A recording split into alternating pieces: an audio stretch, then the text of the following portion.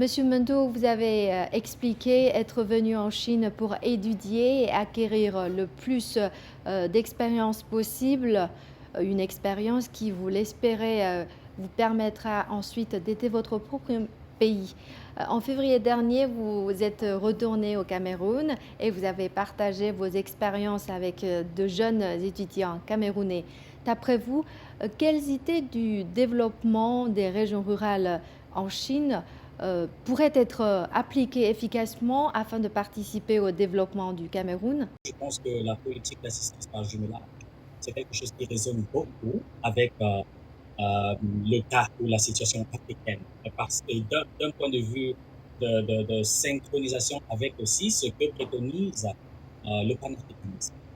Parce que le système par jumelage implique, c'est-à-dire c'est une entraide pour que les zones les plus favorisées aident les moins favorisées. Et si vous avez pu remarquer, par exemple, euh, l'Union africaine ou alors l'Afrique en général a mis sur pied la zone de libre-échange continentale africaine. C'est aussi dans ce sens.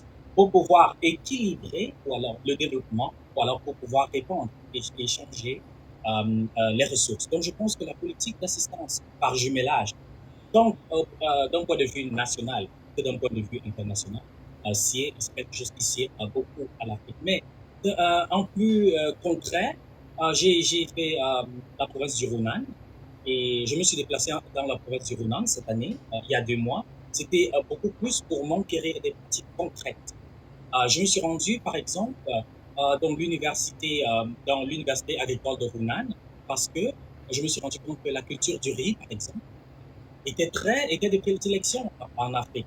Pas qu'au, euh, pas qu'au Rwanda, pas qu'au Burundi, mais même au Cameroun, mon pays natal. Donc, mais maintenant, il s'agit de voir quelles sont les pratiques. Je me suis rendu compte dans la zone du Hunan que ils avaient un système de machinerie, donc les machines agricoles et l'outillage était très prononcé. C'est devenu comme une éthique, c'est-à-dire les batteuses et les récolteuses du riz, dont j'ai essayé de m'enquérir. Et je me rends compte qu'à la fin, voilà, c'est quelque chose, voilà un système, voilà un partenariat très direct qui pourra aider les pays africains à augmenter leur production. Parce que je tiens à rappeler ici que l'Afrique, en général, n'est pas en manquement.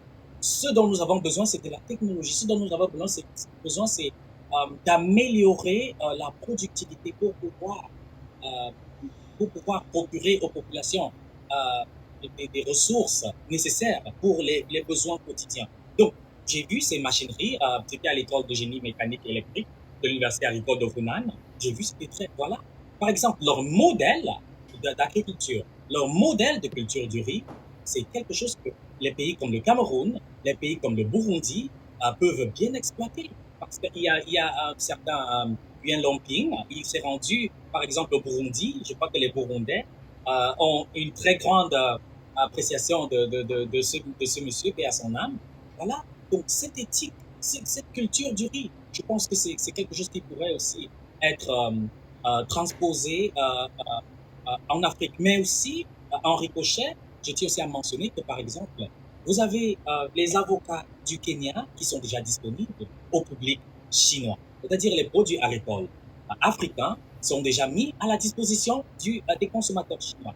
Qu'est-ce que ça veut dire? Ça veut dire là, il y a un système c'est tout un système, c'est tout un long système, mais comment est-ce qu'on peut protéger les semences? Comment est-ce qu'on peut conserver les produits? Je pense que voilà, c'est de ça dont l'Afrique, les cultivateurs africains ont aussi besoin. Donc en général, je pense que les politiques agricoles ou alors l'éthique agricole chinoise, c'est-à-dire d'un citoyen chinois, peut aussi être transposée aux citoyens normaux africains parce qu'ils ont la même longueur d'onde. Ils parlent le même langage. Je suis rentré au Cameroun, par exemple, dans un village et quand j'ai, par exemple, transposé cet outillage, cette culture du riz dans un village camerounais qui aussi cultive du riz, c'était, il ne manquait qu'un pont, c'est-à-dire un échange.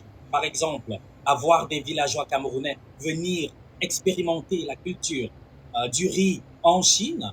La Chine a des machines agricoles, la Chine a un outillage hors pair, mais à travers ce système de jumelage, on pourra transférer les données, on pourra transférer le savoir-faire pour augmenter la productivité du Cameroun et la Chine aussi par ricochet. Et comme on dit, c'est gagnant-gagnant. Donc voilà à peu près de manière très concrète ce que j'ai pu, ce que j'ai pu tirer de mon séjour à Hunan, mais je pense qu'il y a un grand fossé en termes de communication. Il manque la communication. C'est ça, parce que il faudrait que les populations, les villageois africains soient exposés aux pratiques, soient de plus en plus exposés aux pratiques chinoises. Pour voir que c'est vrai, c'est une chose d'avoir des ressources, des matières premières, mais c'est une autre chose de pouvoir les transformer en ressources durables, de pouvoir les transformer pour pouvoir aider son pays ou sa région à se développer. Et c'est ce qu'on voit dans les régions rurales chinoises.